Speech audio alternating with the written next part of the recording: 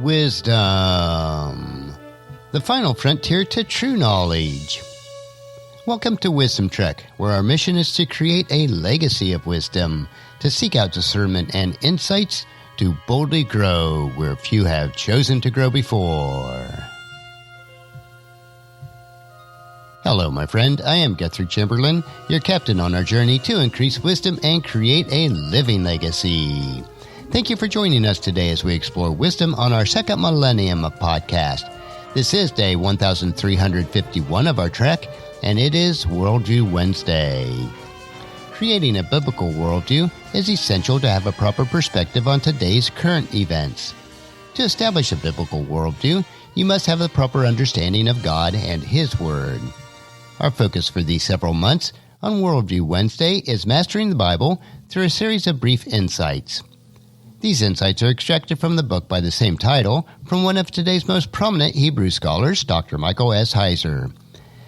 This book is a collection of insights designed to help you to understand the Bible better.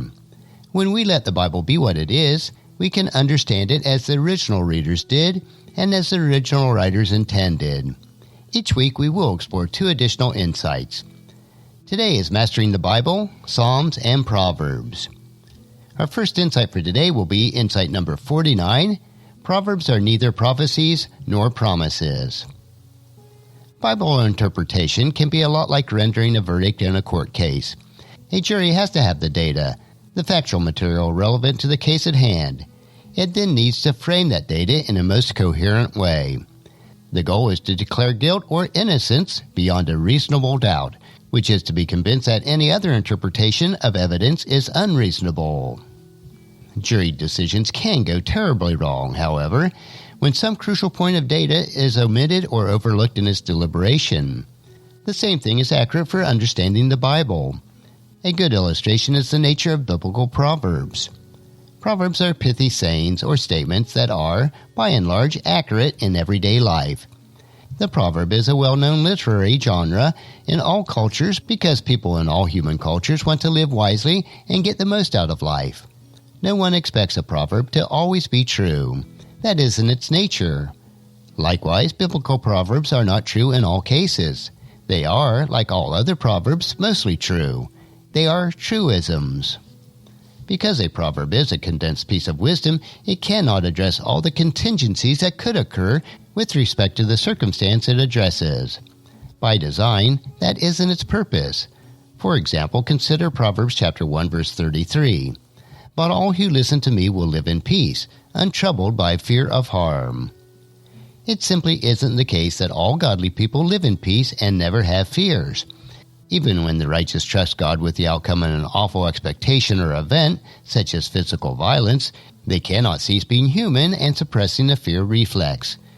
Put another way, Proverbs do not promise guaranteed outcomes. Proverbs are not designed to tell the future. They are designed to describe the present. This is important for correctly understanding a proverb such as Proverbs 22, verse 6. Direct your child onto the right path, and when they are older, they will not leave it. This is a classical example of a truism. More often than not, a godly, nurturing upbringing will produce a child who wants to know and follow God. But we all know exceptions. It just isn't the proper response to say some parenting must have gone wrong in some instance, since no parent is perfect. Given that reality, there should be no godly children. The retort isn't coherent. Neither is treating proverb like a prophecy. Now let's move on to insight number 50. The book of Psalms and Proverbs were edited and assembled in stages. Dr. Heiser noted in an earlier insight that there is evidence of editing of biblical books and how that should be of no surprise. The biblical books classified as wisdom literature lend themselves to this sort of thing more naturally than others. For example, Psalm chapter 72, verse 20 tells readers matter-of-factly, "This ends the prayers of David, son of Jesse." The only problem with this statement is that it isn't true. There are many Psalms of David that follow Psalm 72. The superscriptions of several Psalms make this quite clear. The statement in Psalm 72 is a classic marker of an editorial activity. What we call the Book of Psalms is actually 5 books. Many study Bibles will mark off the books in Roman numerals. Book 3 of Psalms begins with Psalm chapter 73. That makes it obvious that the comments in Psalm chapter 72, verse 20, the last verse of that psalm, was at one time the end of the Psalms, which is what the verse says. As more psalms were collected and added to form the books 3, 4, and 5, the statement in Psalm chapter 72, verse 20 was rendered invalid, yet allowed to remain in the text out of the respect for the sacred nature of the material. The endings of books 1, 3, and 4 all end with a doxology, something to the effect of, "Blessed be the Lord, Amen and Amen." Proverbs also bears the mark of incremental collecting and editing. While we tend to think of Solomon as the author of the book, he is actually one of several figures credited with Proverbs by the superscriptions within the book. Solomon is specifically credited with Proverbs chapter 1 through 22. But the book contains material written by Agur, son of Jacob, Proverbs chapter 30, and Lemuel, Proverbs chapter 31. Much of the book is not attributed to anyone specifically, but labeled simply Words of the Wise, Proverbs chapter 22 through 24. Proverbs chapter 25 through 29 are also apparently from Solomon. Proverbs chapter 25 verse 1 tells us, "These are more Proverbs of Solomon, collected by the advisors of King Hezekiah of Judah." And we know that King Hezekiah lived many years after Solomon. These sorts of indicators have 2 points of importance. First, they ought to make us more alert to the original text of Psalm and Proverbs. Sometimes a clear association with someone like David or Solomon is possible, allowing us to situate the content in a rough time frame.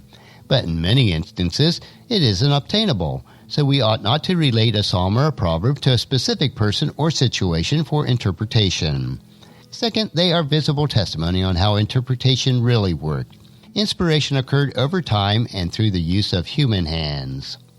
Knowing that helps us to avoid bizarre ideas on how we got the Bible and helps us to understand difficulties that we encounter in text, like the statement in Proverbs chapter 72, verse 20. And that will conclude this week's lesson on another 2 insights from Dr. Heiser's book, Mastering the Bible. Next Worldview Wednesday, we will continue with 2 additional insights.